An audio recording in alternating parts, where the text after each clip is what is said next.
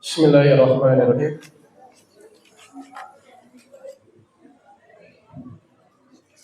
Assalamualaikum warahmatullahi wabarakatuh.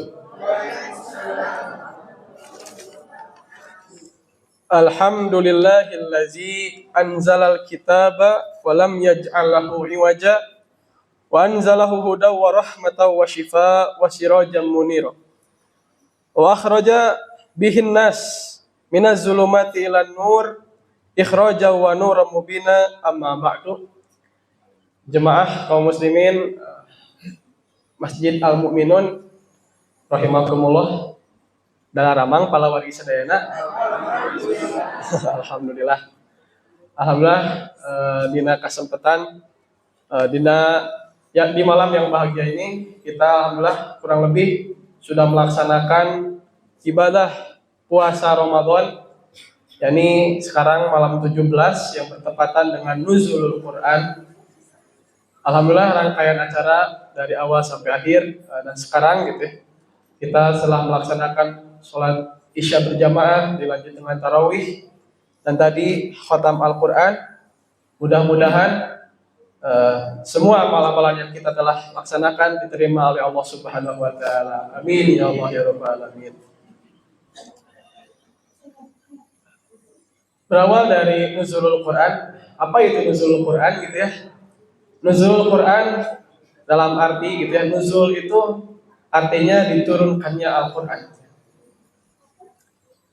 Saya mengambil kutipan dari kitab At-Tibyan fi Ulumil Quran karya Syekh Muhammad As-Sabuni.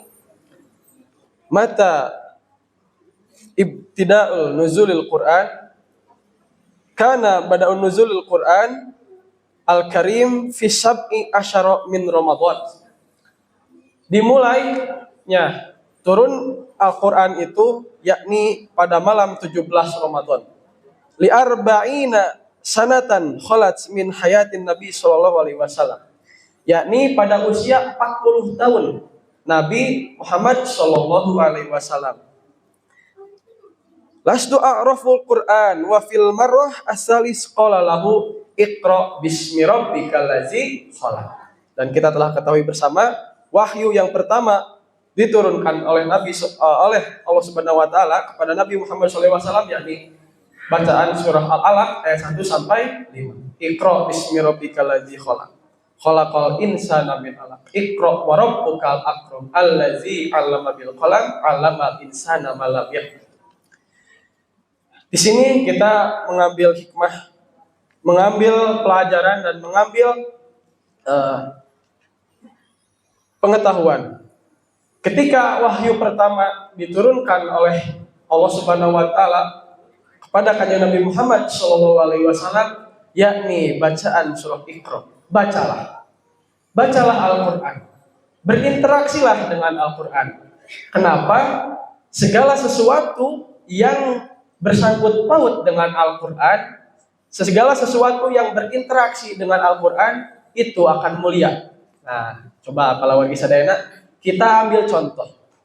Kita telah ketahui hari yang paling agung di antara hari-hari itu adalah hari Jumat. Karena hari Jumat adalah di mana hari diturunkan Al-Quran. Kita telah ketahui bulan yang paling agung di antara bulan-bulan Hijriah yakni bulan Ramadan. Karena syahrul Ramadan unzila fihil Quran. Karena bulan Ramadan adalah bulan yang diturunkannya Al-Quran. Kita juga telah ketahui Nabi yang paling agung di antara para Nabi dan Rasul adalah kanjeng Nabi Muhammad Sallallahu Alaihi Wasallam. Karena Nabi Muhammad yang mendapatkan atau yang menerima wahyu mukjizat Al-Quran dari Allah Subhanahu Wa Taala. Kita juga telah mengetahui malaikat Jibril yang menjadi perantara atau yang menyampaikan wahyu Allah Subhanahu wa taala berupa Al-Qur'an kepada Kanjeng Nabi Muhammad SAW menjadi malaikat yang paling mulia. Tuh dari contoh itu gitu. Telah kita lihat secara langsung betapa mulianya Al-Qur'an, betapa pentingnya Al-Qur'an, betapa kita mesti berinteraksinya dengan Al-Qur'an. Ketika kita ingin mulia di sisi Allah Subhanahu wa taala, maka tidak ada hal yang paling utama kecuali kita berinteraksi, kita terus konsisten, kita terus membaca, menghafalkan, mempelajari, apalagi dengan mengamalkan Al-Qur'an. Sedikit nih, ada yang menyebutkan para ulama menjelaskan bahwa nuzulul Quran ini terjadi pada malam 17 Ramadan, diantaranya Syekh Muhammad Al-Hafiz Ibnu Hajar Al-Asqalani dalam kitabnya Fathul Bari dan Imam As-Suyuti dalam kitabnya Al-Ilmu Al-Quran. Mereka berdua berpendapat bahwa malam 17 Ramadan, yakni tadi Sab'a Asyara Ramadan adalah bulan nuzulul Quran, di mana Al-Quran pertama kali diturunkan dari Lauhul Mahfuz menuju Baitul Izzah untuk mendapatkannya, untuk diturunkannya Al-Quran sebelum ke Nabi Muhammad SAW, dan turunlah ayat pertama yakni Iqra bismi rabbikal ladzi khalaq. Nah, di sana kita mendapatkan suatu pelajaran bahwa Al-Quran ini menjadi cahaya, hudal linnas, yahdi minaz zulumati ilan nur, bahwa Al-Quran menunjukkan dari kegelapan menuju cahaya yang terang benderang.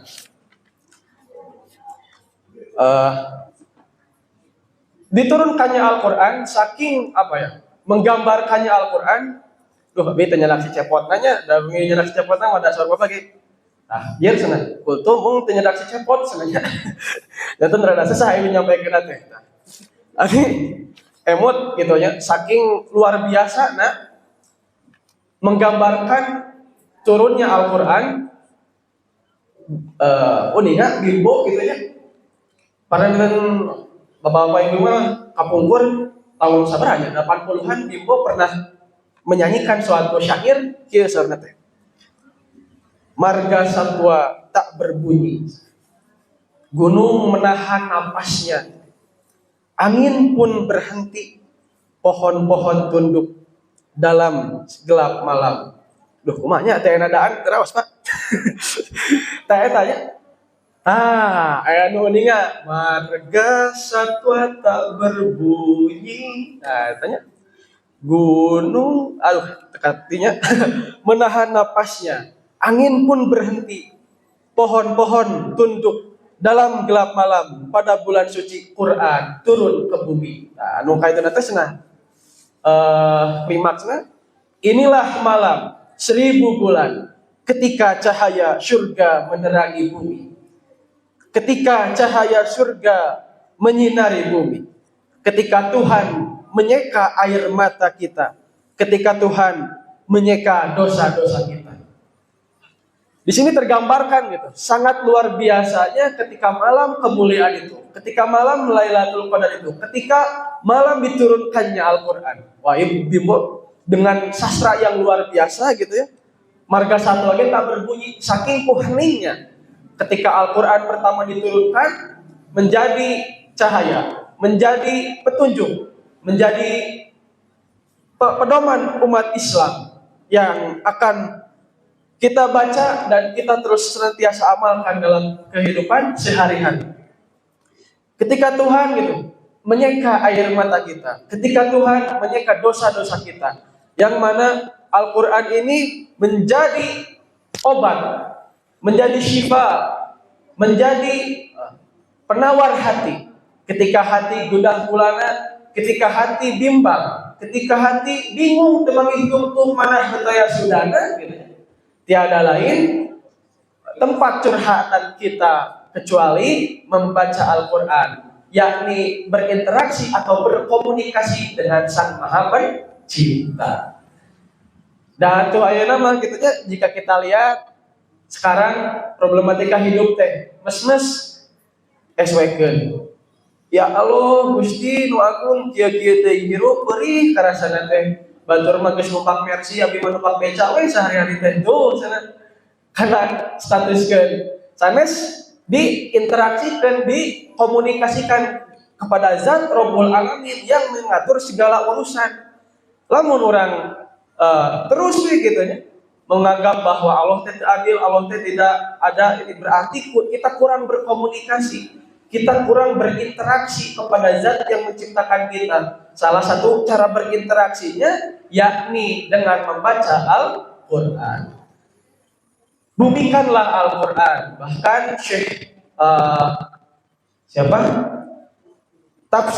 Pentafsir Indonesia yang terkenal gitu, Syekh Quraisy Shihab gitu. Al-Mukarram, beliau menulis satu buku membumikan Al-Quran. Yang mana kita sehari-hari gitu.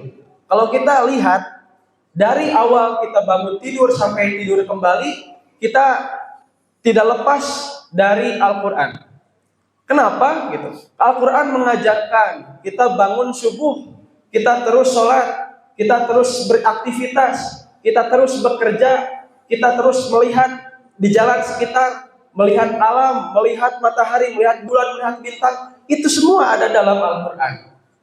Keajaiban-ajaibannya, terus teknologi yang sekarang canggih gitu ya, itu ada semuanya di dalam Al-Quran.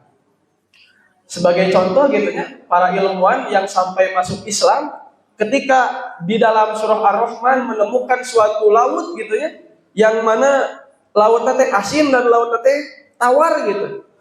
Beliau menemukan hal itu dan wah luar biasa, ternyata di dalam Al-Quran sudah ada. Marojal bahraini yaltaqiyan. Wah, cenah ieu geuning aya di Al-Quran, langsung masuk Islam. Itu saking mukjizat Allah Subhanahu wa taala yang menciptakannya, langsung mengkalamkannya di dalam suatu kitab. Luar biasanya Al-Quran, bahkan langsung masuk Islam. Tuh, dengan membumikan Al-Quran, kita terus sering berinteraksi Al-Quran, terus berkomunikasi dengan zat Rabbul Alamin, maka kita tidak akan jauh dari Allah Subhanahu wa taala dan senantiasa hati ini akan diterangi oleh cahaya ilahi gitu ya. Ulah sampaikan Kak, gitu sehari-hari teh tidak ada cahaya yang kita masuki, tidak ada cahaya yang kita cari, tapi tidak jauh gitu ya. Ketika ingin kita penawar hati, maka bacalah Al-Quran. Biasanya nanti katanya dia berhubungan tentang bulan puasa dan syair bimbo lagi katanya. Ada taimar ada gampang di nadakeun aja. Kaudah cecepon. Kalau cecepon tahun keluarkan. Ada anak bertanya pada bapaknya, buat apa berlapar-lapar? Ada anak bertanya pada bapaknya, sebenarnya sudah wala ya. Buat apa tadarus tarawih apalah gunanya? Tah, coba sahur semar teh kieu sebenarnya.